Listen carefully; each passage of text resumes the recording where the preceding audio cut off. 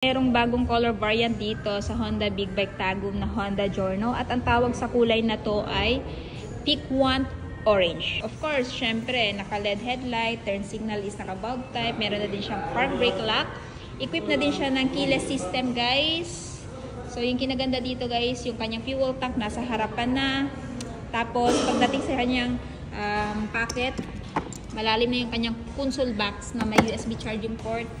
30 liters na under seat storage, naka-LED na yung kanyang taillight, turn signal is naka-bulb type pa rin. And this one, guys, ay merong malaking fuel tank capacity. At ito ay kayang umabot up to 47 km per liter, pero it may vary pa rin, guys, sa throttle hobby ninyo. Kung interested nga pala kayo dito sa Honda Giorno na to, guys, itong si Orange or Piquant Orange ay may presyong 101,900 is hot cash. Pero gusto nyo hulugan, down payment is 7,846 at nandun sa 3 years na 4,815 at rebates na 200.